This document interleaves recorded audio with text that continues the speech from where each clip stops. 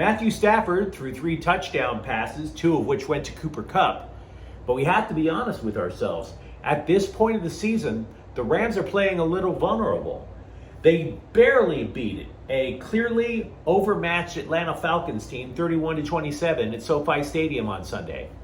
Good afternoon. I'm James of Faithful Angelino Sports with a rapid recap of Rams football. If you like the content I'm going to give you, feel free to click the subscribe button to this channel. We talk LA sports. We definitely talk Rams football. Now, I was spending a lot of the afternoon writing about how the Rams, they rebuilt things, in terms of their offensive philosophies for the first couple of quarters to go back to basics. They built this insurmountable 25-point lead.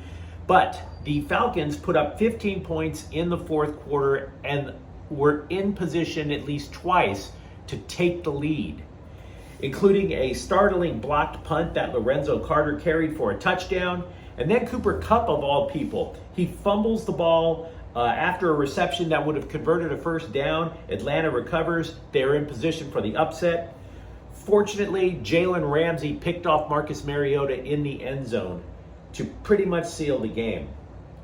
The Rams, by the way, are in a 3-way tie in first place for the NFC West with San Francisco and Seattle. It clearly was not a perfect day for the Rams, despite building that great lead. Stafford, he threw the 3 touchdowns, but he also threw 2 picks, which gives him 5, obviously, on the year. Also, the Rams didn't run the ball effectively. They only had 65 rushing yards as a team. This mattered because they could have run out the clock in the fourth quarter, and it didn't happen.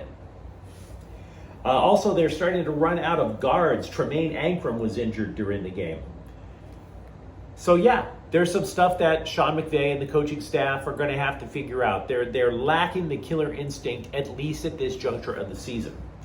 Los Angeles is 1-1. They went into the game looking to get back to the basics after that ugly season opening loss to Buffalo. And Sean McVay took going back to basics very basically. For example, Allen Robinson was only targeted twice in the loss to the Bills. Stafford didn't even attempt a throw to Kupp until the second quarter because he was clearly trying to make sure that Allen Robinson was more involved, that Tyler Higbee was more involved. And I assure you, I believe that was an intentional decision, as if McVay was saying, hey guys, we can pass to Kupp anytime we want. It doesn't matter. We can get him in the first, third. It doesn't matter. Let's get these other people involved first. And Robinson, by the way, opened the scoring with a 1-yard touchdown reception. Another example of McVay going back to basics. When was the last time you saw the Rams use a fullback?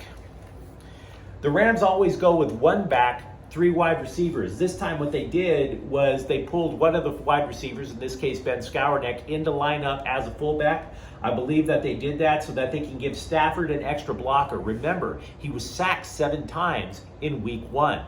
They wanted to make sure he wasn't on his back all the night like he was a couple of weeks ago. And by the way, the Rams also had an injured center. So if you're going to give a game ball to somebody, make sure to include Coleman Shelton, who shifted from guard to center. It is not easy to call a game and block simultaneously. He did a tremendous job for the Rams. So they had this rebuilt line. They added Skowronek as a fullback. Once LA was comfortable knowing that Stafford was safe, then they shift back to their base 11 personnel. And then once comfortable knowing the other people were involved, Stafford started to hit Kupp. Kupp, who did not catch a pass until the second quarter, finished with 11 receptions for 112 yards. Defensively, LA knew Atlanta was going to run. Marcus Mariota, I mentioned him earlier, he was a backup to Derek Carr in Vegas. Whenever Mariota came in, it was for a read option. So this is clearly not somebody who is going to throw first, right? This basically played into Bobby Wagner's hands. He and Ernest Jones were just lights out for LA. Jones had 12 tackles. Wagner had 7. Kobe Durant, by the way, also had an interception, and he also had a quarterback sack. For the Falcons, by the way, USC's Drake London, a rookie, he caught his first touchdown pass in the NFL and later a 2-point conversion. So the Rams, again, build a 25-point lead. They hold on. They have issues. It's not, however, It's not, however, catastrophic, at least not yet. LA will travel next week to Arizona, where they'll face the Cardinals.